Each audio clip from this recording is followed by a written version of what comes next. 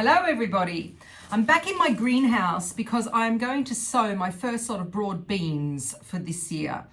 Thank goodness I didn't sow them when I wanted to sow them, which was November. Even October I was going to sow them, and then I was going to overwinter them on the allotment, which is what I normally do.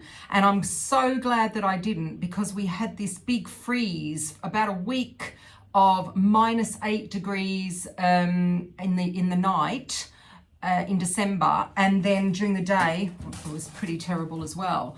And I noticed that a lot of people's broad beans didn't make it, so thank goodness I didn't do that. So I'm going to sow them today, and then I'm going to sow another lot on the 16th, which is when I do my next lot of kind of seed sowing. And I am going to put these, so what I will do is I will put some of them under lights because I like my experiment that I'm doing, and some of them will go in the windowsill in the dining room.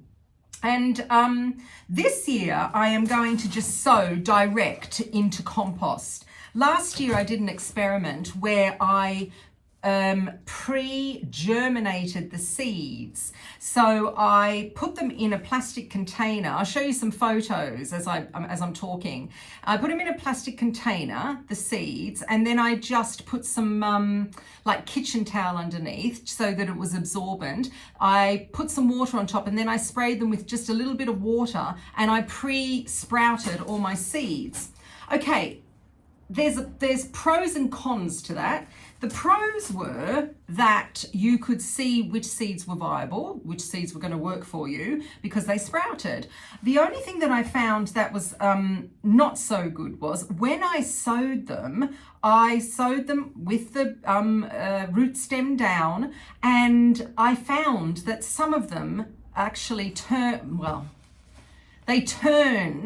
around in the compost, and sometimes I was having the roots coming up instead of going down. So that was probably my fault. I probably put them in the wrong way. I thought I put them in the right way actually, but I just thought, oh, can I be bothered with that again? If you want to do that, it's a really interesting experiment because they don't take long to germinate. They take a little bit longer in compost, I suppose, because it's a little bit cooler. But yeah, give it a go. I'm not going to bother this year because broad beans will germinate no matter what. So here they are. I am doing this variety here. This is my favorite variety it's actually my favorite variety, and it's called Aquadulce Claudia. You can just get an Aquadulce broad bean as well, but I do like the Claudia. They are extremely prolific, and they have very long pods on them as well. This is the variety that I use to normally overwinter. So they're going in first. I have also got another variety, which I think I will actually sow another 2 of these trays. So last year we had a whole bed over on the allotment of broad beans, and they were great, and I thought, oh, I'm not going to have enough broad beans, but actually we had so many broad beans I had to freeze them. I'm going to do the same this year. So I'm going to do, there are 12 cells, and I'm going to do a bean per cell, and I'm going to do 4 lots of them. Work that out. And planting broad beans is really easy. Here's the bean, quite big. Fava beans, that's what they're called. Don't you love, I love those dried salted fava beans. Here we go, there's your bean. Nice looking little fella. And what I do is I just plant them on this side so they can find the top and the bottom themselves. And I just lay them on top of the cells. I'll show you what I'm doing in a minute. And then just poke them in.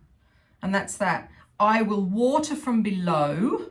Again, I'm going to reiterate that because of fungus gnats this time of year. They love getting in on top of nice, warm, hot compost. So I will water from underneath. I'm nearly finished here. Oh, look, I'm 1 short that I have to go into the packet and get another one. All right, there we are.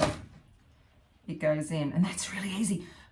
sow some broad beans. They're really easy to do. There you go. They're all on their side. I'm just going to give them a poke down a little bit. So here they are, all done. I'm just going to put a little bit of compost on top.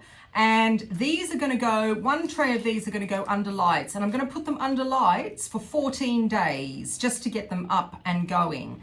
And then they will do fine at about 10 degrees Celsius. So I'm going to leave them inside for a bit and then on a windowsill or whatever. And then eventually when the temperature comes up in here, I will bring them out here, ready to plant out later on.